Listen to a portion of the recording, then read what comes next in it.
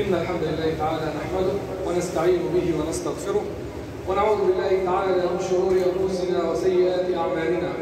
من يهد الله تعالى فلا مضل له ومن يضلل فلا هادي له، وأشهد أن لا إله إلا الله وحده لا شريك له، وأشهد أن محمدا عبده ورسوله. يا أيها الذين آمنوا اتقوا الله حق تقاته ولا تموتن إلا وأنتم مسلمون.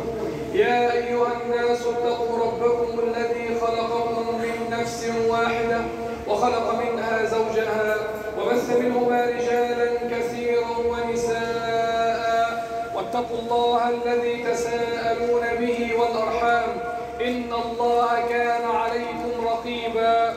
يا أيها الذين آمنوا اتقوا الله وقولوا قولا سديدا يصلح لكم أعمالكم ويغفر لكم ذنوبكم، ومن يطع الله ورسوله فقد فاز فوزا عظيما.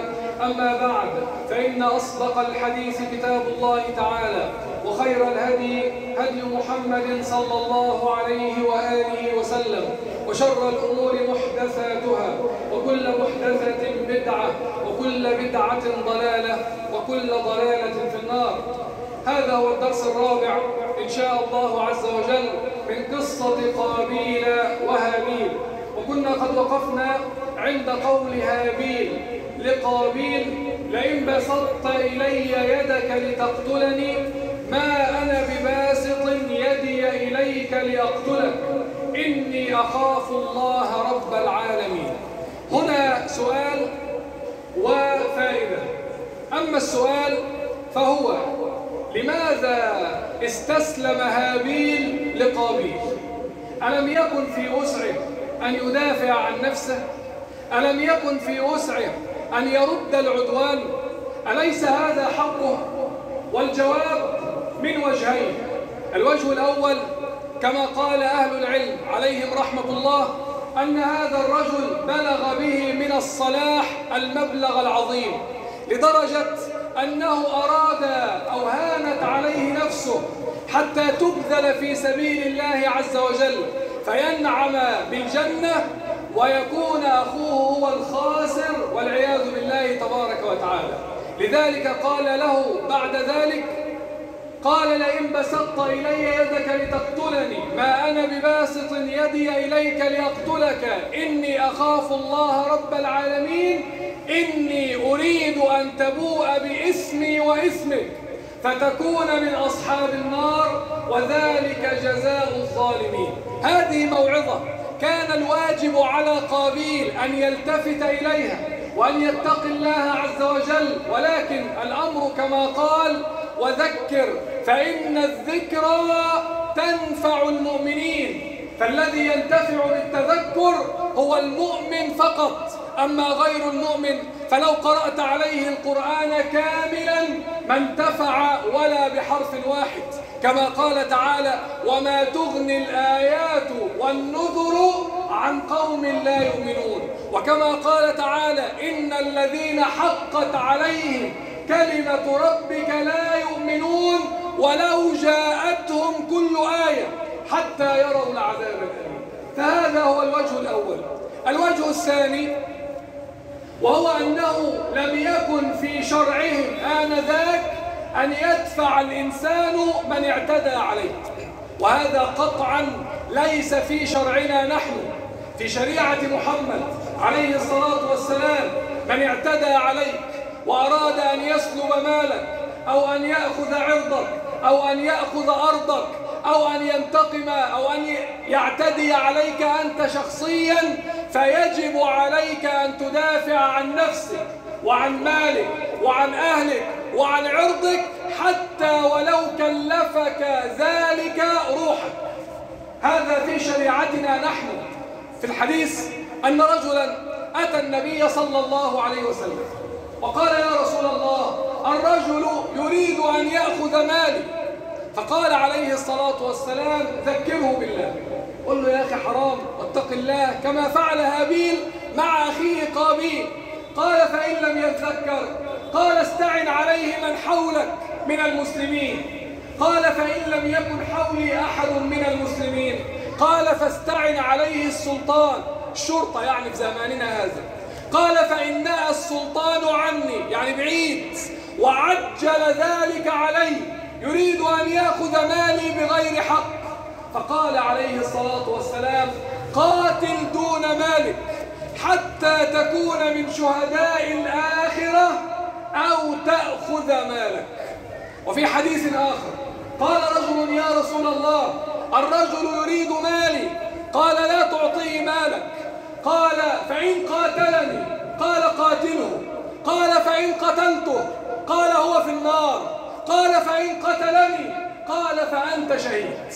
هو ده، هذه شريعة النبي عليه الصلاة والسلام. من قتل دون ماله فهو شهيد، ومن قتل دون دمه يعني يحارب عن نفسه ويدافع عن نفسه فهو شهيد، ومن قتل دون أهله فهو شهيد، ومن قتل دون عرضه فهو شهيد. هذه شريعتنا. لكن وركز أوي في هذا الكلام الذي سأقوله الآن.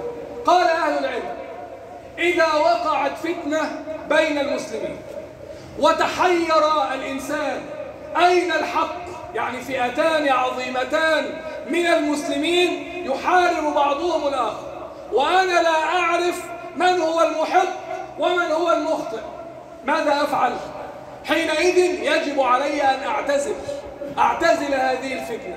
فإن اضطررت إلى أن أكون إما قاتلا أو مقتولا، هنا كن كابن آدم المقتول، هكذا قال النبي عليه الصلاة والسلام. اسمع، قال عليه الصلاة والسلام ستكون فتن القاعد فيها خير من القائم، والقائم فيها خير من الماشي، والماشي فيها خير من الساعي. فمن كان له إبل فليلحق بإبله، ومن كان له غنم فليلحق بغنمه، ومن كان له أرض فليلحق بأرضه. ثم قال والزموا بيوتكم فإن دخل على أحدكم فليكن كخير ابني آدم. هذه الحالة الوحيدة التي يكون الإنسان فيها كهابيل فقط. أما غير ذلك فكما ذكرنا من الأدلة أنه يجب على المرء أن يدافع عن نفسه وعن أهله وعن عرضه وعن بلده، حتى ولو كلفه ذلك أن يقتل في سبيل الله تبارك وتعالى. هذا هو السؤال وهذه إجابته. فما هي الفائدة؟ الفائدة في قول هابيل إني أخاف الله رب العالمين الذي حجزني عن هذه المعصية، والذي حجزني عن أن أقتلك هو أني أخاف الله رب العالمين. فهل نحن نخاف رب العالمين يا عباد الله؟ الذين يجترئون على المعاصي وعلى الظلم وعلى عقوق الوالدين وعلى أن يسلب الرجل حق غيره وحق جاره وحق أخيه، هل خافوا من الله الذي لا تخفى عليه خافية؟ الله عز وجل مدح الذي يخاف فقال ولمن خاف مقام ربه جنتان. وقال تعالى وأما من خاف مقام ربه. يعني إيه خاف مقام ربه؟ يعني عامل حساب إنه هيقف أمام ربه سبحانه وتعالى وسيحاسبه على هذا الذي يريد أن يفعله. فلما علا الإيمان في قلبه وخاف الله حقا وخاف من هذا الموقف تنحى عن هذه المعصية خوفا من الله عز وجل. وأما من خاف مقام ربه ونهى النفس عن الهوى فإن الجنة هي المأوى. الله تعالى قادر على أن يسلب روح العاصي حال معصيته. جماعة اللي بيشاهدوا الأفلام الإباحية والعياذ بالله تبارك وتعالى، هذا ألم يعلم أن الله يراه؟ ألم يعلم أن الله مطلع عليه؟ ألم يعلم أن هناك ملك عن اليمين وملك عن الشمال يراقبانه؟ يا أخي خف من الله تبارك وتعالى، قد يفضحك وأنت قائم على هذه المعصية، قد يسلب روحك وأنت تفعل هذه المعصية، فاتق الله تبارك وتعالى. قال عز وجل وعنده مفاتح الغيب لا يعلمها إلا هو ويعلم ما في البر والبحر وما تسقط من ورقة إلا هو يعلمها ولا حبة في ظلمات الأرض ولا رطب ولا يابس إلا في كتاب مبين. سبحانه وتعالى يعلم مثاقيل الجبال ومكاييل البحار وعدد قطر الأمطار وعدد ورق الأشجار وعدد ما أظلم عليه الليل وأشرق عليه النهار. أنت ماذا تمثل أمام الله عز وجل؟ الواحد يبقى راكب الطائرة وينظر إلى المدن صغيرة لا ترى، لا تستطيع أن تراها، فما حجمك أنت عند الله عز وجل؟ ولا حاجة، وتبارزه بالمعصية.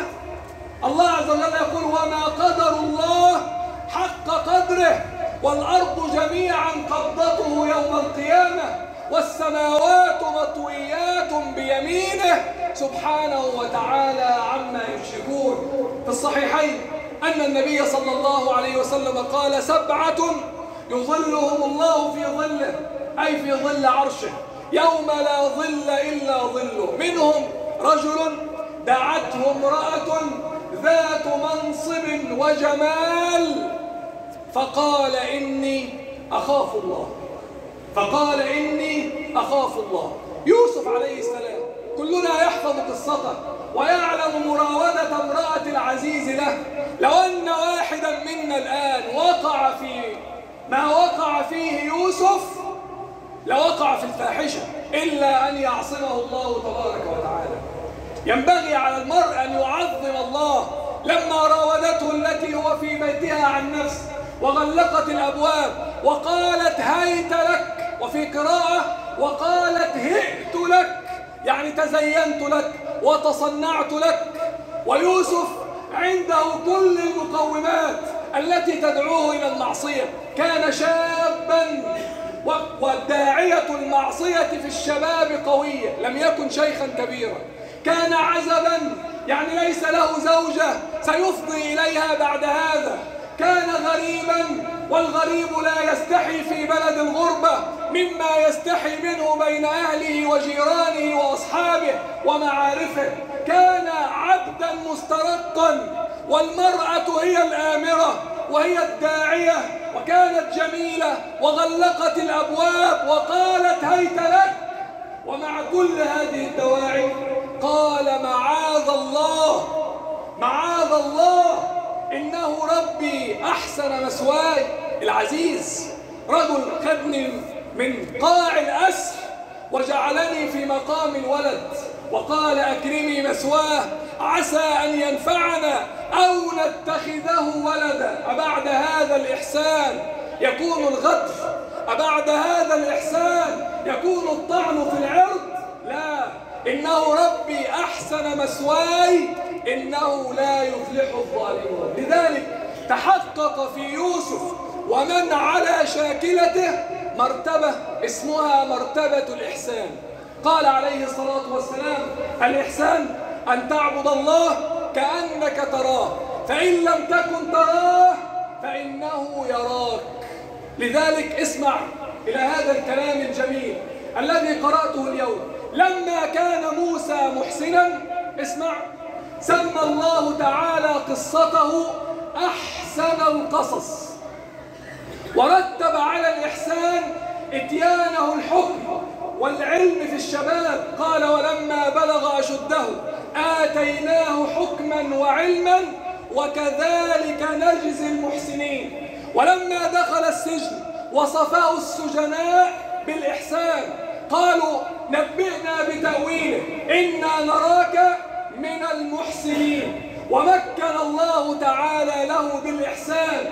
قال: وكذلك مكنا ليوسف في الأرض يتبوأ منها حيث نشاء نصيب برحمتنا من نشاء ولا نضيع أجر المحسنين. وقال له إخوته وهم لا يعرفونه: خذ أحدنا مكانه إنا نراك من المحسنين. وقال عن نفسه وعن أخيه: قد من الله علينا إنه من يتقي ويصبر فإن الله لا يضيع أجر المحسنين. رأيت القرآن كيف يعالج وكيف يتكلم عن هذا المحسن في عبادته لربه تبارك وتعالى، وكيف أن الإحسان كان هو مدار قصة يوسف عليه وعلى نبينا الصلاة والسلام. أقول قولي هذا وأستغفر الله لي ولكم. الحمد لله على إحسانه، والشكر له على توفيقه وامتنانه، وأشهد أن لا إله إلا الله وحده لا شريك له تعظيما لشانه، وأشهد أن محمدا عبده ورسوله الداعي إلى رضوانه صلى الله عليه وعلى آله وصحبه وخلانه.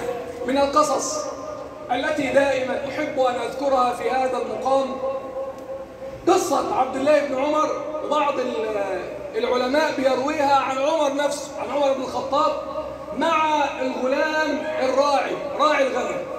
ذكروا أن عبد الله بن عمر كان مرة يمشي هو وبعض أصحابه في الصحراء، فإذا بهم يلقون رجلا صبيا راعي غنم، فعبد الله بن عمر فرش الأكل وأراد أن يتناول طعام الغداء، فلما مر الراعي قال: هلم يا راعي الغنم أصب معنا من هذا الطعام. فقال: إني صائم. فتعجب ابن عمر وقال: صائم في هذا اليوم الشديد الحر؟ قال: أجل، إني أبادر أيام خالية. فأحب عبد الله بن عمر أن يختبره. شوف الراجل ده بيقول أنا صايم كده رياء وسمعة، ولا فعلا الراجل ده بيخاف ربنا سبحانه وتعالى وعايز تعرف حقيقة الإنسان؟ انظر إليه في أمرين: أمر النساء وأمر المال.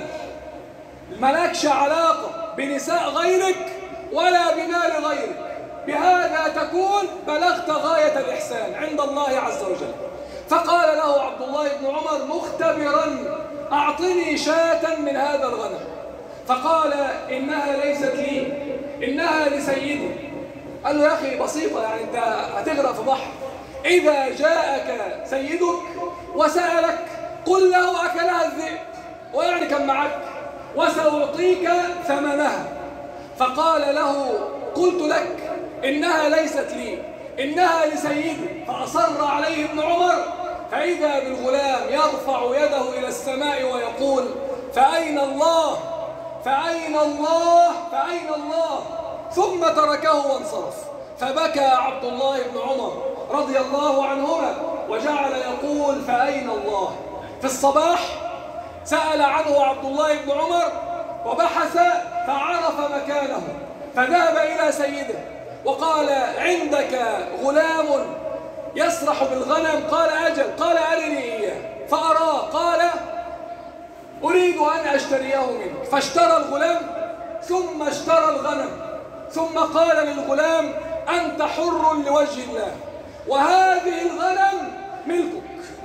ثم قال له كلمة رائعة، قال: أعتقدك هذه الكلمة اللي هي فأين الله، أعتقدك هذه الكلمة في الدنيا، وأرجو أن تعتقك يوم القيامة.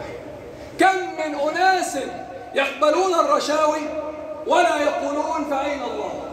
كم من أناس يقبلون الرشاوي ويجبرون العفيفين عن هذه الرشاوي إلى إعطاء الرشوة حتى تمرر مصلحتهم ولا يقولون فأين الله؟ كم من أناس يظلمون غيرهم ولا يقولون فأين الله؟ كم من أناس يسرقون مال غيرهم ولا يقولون فأين الله؟ كم من أناس ضيعوا الحقوق وأكلوها بغير وجه حق ونسوا أنهم سيقفون يوما بين يدي الله تبارك وتعالى. أتدري يا عبد الله من الرجل؟ الرجل حقا من إذا خلا بما يحب من المحرم وقدر عليه وتقلقل عطشا إليه نظر إلى نظر الحق إليه فاستحيا من إجالة همه فيما يكرهه. هذا هو الرجل الذي يخاف الله في السر قبل العلانية. ولله ضر من قال: احذر أن تكون صديق إبليس صديق إبليس، احذر أن تكون صديقا لإبليس في السر وأنت عدو له في العلانية. قدام الناس الشيخ راح، الشيخ جه. بينك وبين الله تفعل كل أنواع الموبقات. لا، الله عز وجل رقيب، الله عز وجل يحاسب، الله عز وجل ينظر ويراقب. إن الذين يخشون ربهم بالغيب لهم مغفرة وأجر كبير. فأوصيك يا عبد الله بتقوى الله في سرك وعلانيتك. أوصيك بتقوى الله الذي هو رقيبك ونجيك ومطلع عليك في كل حالك من ليلك ونهارك، فإنك لا تخرج من سلطانه إلى سلطان غيره، ولا من عزه ولا من ملكه إلى ملك غيره. يقول الحسن البصري رحمه الله: يا ابن آدم، بسطت لك صحيفتك ووكل بك ملكان، أحدهما عن يمينك والآخر عن شمالك، فأما الذي عن يمينك فيحفظ الحسنات، وأما الذي عن سيئاتك فيحفظ السيئات. فاعمل ما شئت، أقلل أو أكثر، حتى إذا مت طويت صحيفتك ووضعت في رقبتك، فإذا ما خرجت يوم القيامة قرأت كتابك. قال الله: وكل إنسان ألزمناه طائره في عنقه ونخرج له يوم القيامة كتابا يلقاه منشورا. اقرأ كتابك كفى بنفسك اليوم عليك حسيبا. قال الحسن: عدل والله معك من جعلك حسيبا على نفسك. أعظم فوائد هذه القصة أن نخاف من الله، وأن نعد للسؤال جوابا، وأن نتقي الله تعالى في السر قبل العلانية. أسأل الله تبارك وتعالى أن ينفعني وإياكم بهذه الكلمات، وأن يجعلها في موازين الحسنات، وأن يتقبلها منا، وأن ينير لنا بها قبورنا، وأن يجعلها حجة لنا لا علينا. اللهم اغفر لنا ذنوبنا وإسرافنا في أمرنا، وثبت أقدامنا، وانصرنا على القوم الكافرين. اللهم اجعل الحياة زيادة لنا في كل خير، واجعل الموت راحة لنا من كل شر. اللهم قنا الفتن ما ظهر منها وما بطن. اللهم لا تجعل الدنيا أكبر همنا ولا مبلغ علمنا ولا إلى النار مصيرنا، ولا تجعل مصيبتنا في ديننا، ولا تسلط علينا بذنوبنا من لا يخافك ولا يرحمنا. رب آت نفوسنا تقواها، زكها أنت خير من زكاها، أنت وليها ومولاها. اشف مرضانا وارحم موتانا وعاف مبتلانا، اقض ديوننا، فرج همومنا، نفس كروبنا، أصلح أحوالنا، طيب وجوهنا، حسن أخلاقنا، استر عيوبنا، استر عوراتنا، آمن روعاتنا، ارحم آباءنا وأمهاتنا كما ربونا صغارا، واجزهم عنا خير الجزاء برحمتك يا أرحم الراحمين. ربنا هب لنا من أزواجنا وذرياتنا قرة أعين واجعلنا للمتقين إماما. ربنا آتنا في الدنيا حسنة وفي الآخرة حسنة وقنا عذاب النار. أقول قولي هذا وأستغفر الله لي ولكم.